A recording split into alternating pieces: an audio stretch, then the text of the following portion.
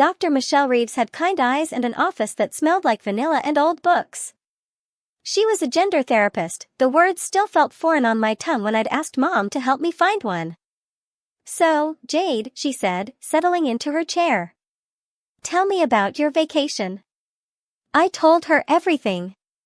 The empty suitcase, the dress, the restaurant, the beach. The moment I realized I'd been running from myself for years. She listened without interrupting, taking occasional notes. "And now?" she asked. "What are you feeling right now, sitting here?" "Terrified," I admitted. "What if this is just, I don't know, a phase? What if I go to school as Jade and everyone laughs and I realize I made this huge mistake and I can't take it back?" "Let me ask you something," Dr. Reeves said. "When people called you she on vacation, when they saw you as a girl, what did that feel like?" "Not think. Feel." I closed my eyes. "Like I could breathe," I whispered. "Like someone had unlocked a door I didn't know was closed." "Okay. And when you think about going back to being Jordan full-time, living as a boy, using he/him pronouns, going back to that bedroom with the sports posters, what does that feel like?" The answer came immediately, viscerally. "Like drowning."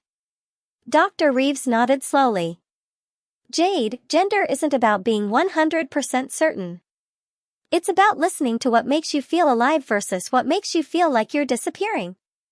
Does that make sense?" "Yeah," I said. "But what about everyone else? My school, my friends, the people who knew Jordan? What about them? They're going to think I'm crazy. Or lying. Or they're going to surprise you," she interrupted gently. "Jade, some people will struggle with this. Some might even walk away. But the question isn't whether it's easy for them. The question is, can you keep living as someone you're not just to make other people comfortable?" I thought about Dad. How I'd spent years trying to be his perfect son, and he'd left anyway. "No," I said. "I can't." I hadn't texted Alex since I left for vacation. He was my best friend, had been since 3rd grade when he'd shared his lunch with me after I forgot mine. We'd played on the same baseball team, suffered through the same terrible math teacher, and spent countless nights gaming online. He knew Jordan. He didn't know Jade. "Can you come over?" I texted. "I need to talk about something." His response was instant. "Be there at 10. You okay?" "I will be." Alex arrived on his bike, same as always. He bounded up to my room with the easy confidence of someone who'd made the trip 1,000 times. Then he stopped in the doorway. I was sitting on my bed, wearing one of my new sundresses, pale yellow with white flowers. My hair, which had grown longer over the summer, was pulled back with a clip Vanessa had given me. I wasn't wearing makeup yet, that felt like a bridge too far, but I looked different enough that the recognition in Alex's eyes went through several stages. Confusion. Surprise. Calculation. Then, "Dude," he said slowly.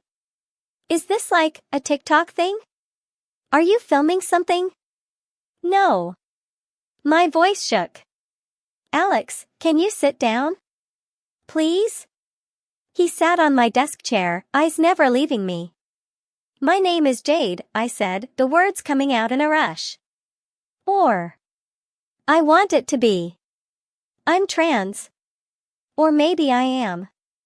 I'm still figuring it out, but I know that being Jordan doesn't feel right anymore and being Jade does, and I know this is weird and sudden and you probably have questions. Are you happy? I stopped. What? Alex leaned forward. You've been miserable since your dad left. Like, seriously, I was worried about you. And now you're sitting here in a dress telling me you're trans and you know what I noticed first? What? You're not crying. He smiled, tentative, but real. Jordan cried a lot the past few months. You're not crying. I cried 3 days ago. That's different. That's like, release crying. I mean that constant, dead behind the eyes sadness you've had. It's gone. He tilted his head. So yeah. If being Jade makes you happy, then, cool. I'm down. Just like that? Jade, you're still you. You're still the person who laughs at my terrible jokes and carries backup inhaler for me even though I always forget mine. The name doesn't change that. He paused. Though I gotta ask, do I have to stop calling you dude? Despite everything, I laughed. I think dude is gender neutral. Sweet. Then we're good, dude. But not everyone would be like Alex. That night, Mom and I sat down to make a list. People we needed to tell. People who needed to know before school started in 2 weeks. The first name on the list made my stomach clench. Grandma Reynolds. Dad's mother. The woman who'd send me a baseball glove for every birthday, who'd framed a photo of Dad and me at my first Little League game. Who'd called every week after Dad left, always asking, "How's my strong grandson?" "We can wait," Mom said, seeing my face. "We don't have to." "No." I squared my shoulders. "If I'm doing this, I'm doing it. She deserves to know." Mom made the call on speaker. "Jordan." Grandma's voice was warm, familiar. "How was the vacation, sweetheart?" "Hi, Grandma." I swallowed hard. "Actually, there's something I need to tell you. Something important." I explained as simply as I could. The vacation, the realization, the name. The silence that followed felt like hours. "Grandma?" Mom prompted gently. "I'm here." Her voice was strained. I need a moment to process this. I know it's a lot." "Jordan, sorry, Jade, can I tell you something?" She didn't wait for an answer. "When your father was young, maybe 7 or 8, he went through a phase where he insisted on wearing your aunt's dance leotards around the house. Drove his father crazy. My husband, God rest him, couldn't stand it. I thought it made the boy weak." I exchanged a glance with Mom. "I never told your father this," Grandma continued, "but I used to wonder what would have happened if we'd just let him be. Let him explore. Instead, we shut it down.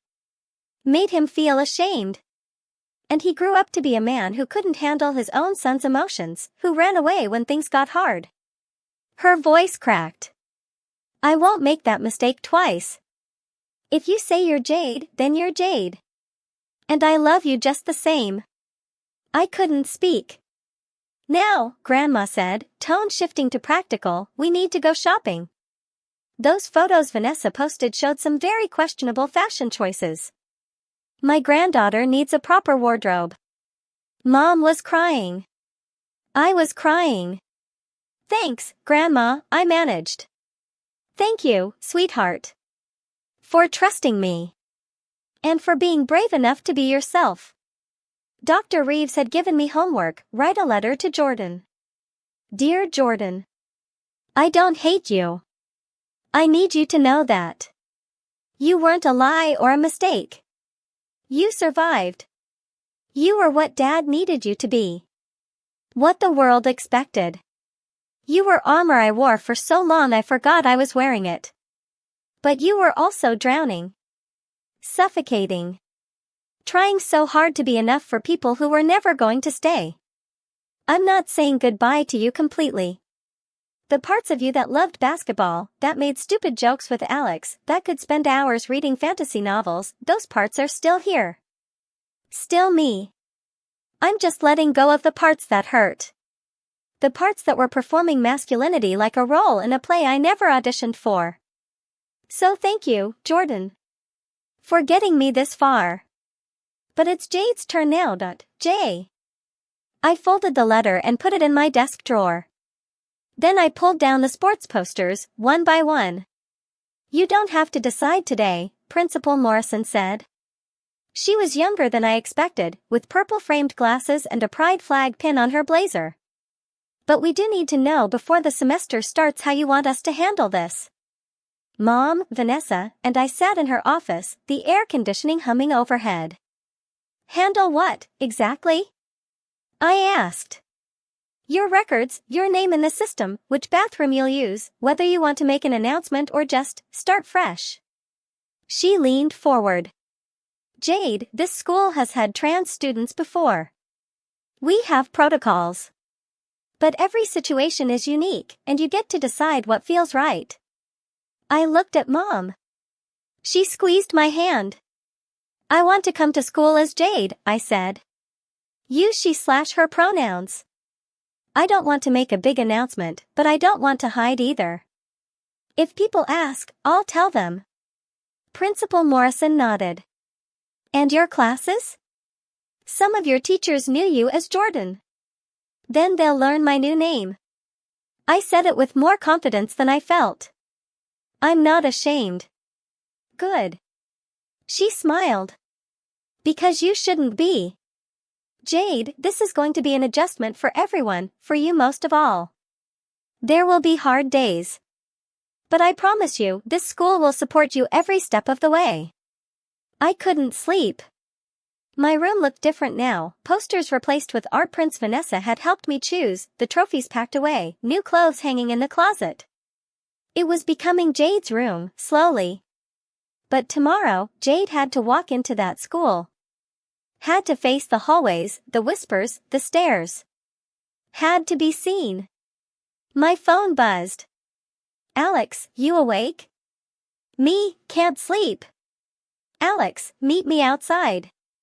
5 minutes. He was sitting on my driveway when I came out, 2 popsicles in hand. Couldn't sleep either, he said, handing me one. Figured you might need backup. We sat in silence, eating our popsicles under the stars.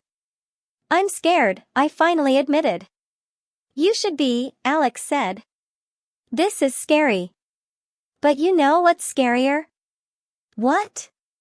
He looked at me directly. Spending your whole life pretending. My cousin did that, stayed in the closet until he was 30 because he was afraid. And you know what he told me when he finally came out? He said the years he spent hiding were the years he lost. He can't get those back. What if people hate me? Some will. Alex shrugged. People suck sometimes. But Jade? The people who matter, the people who actually care about you and not some idea of who you should be, those people are going to stay. And the rest? He threw his popsicle stick into the grass. Screw him. I laughed despite myself. Tomorrow's going to be hard, Alex said. But you're not doing it alone. I'll be right there. Vanessa will be right there. And every single person who loves you.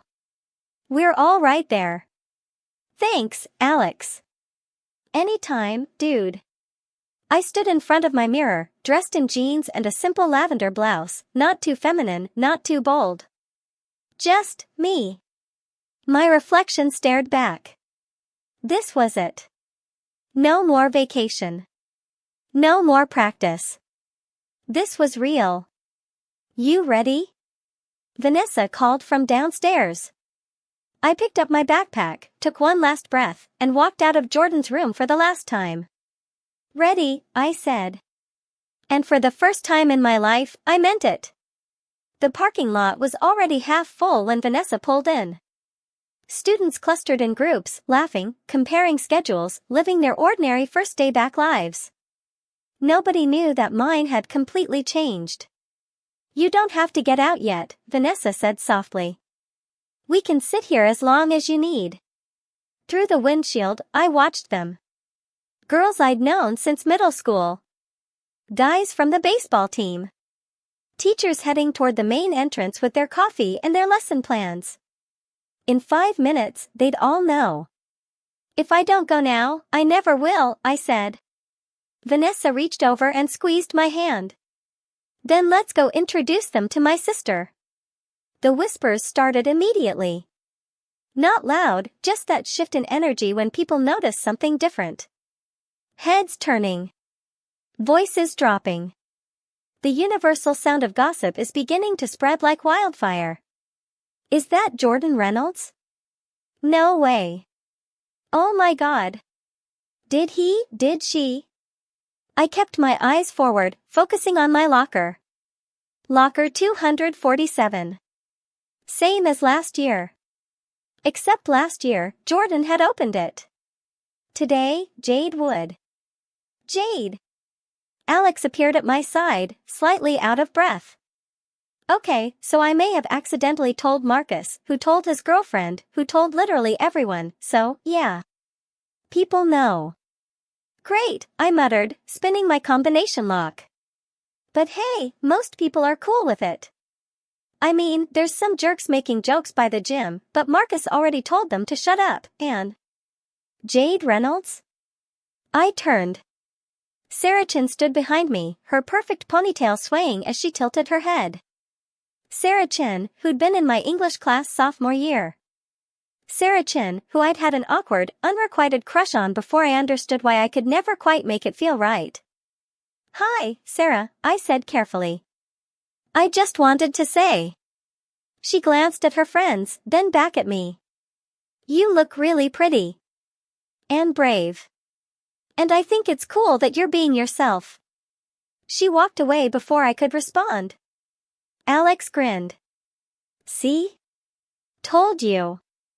Mrs. Halloway had been my English teacher last year too. She was one of those teachers who remembered every student's name, every essay topic, every small detail you'd mentioned in class. When I walked in, she looked up from her desk. Good morning, Jade, she said warmly. It's wonderful to see you. Just like that. No awkward pause. No dead name. Just acceptance. I took my seat, same row, different person. Class started normally.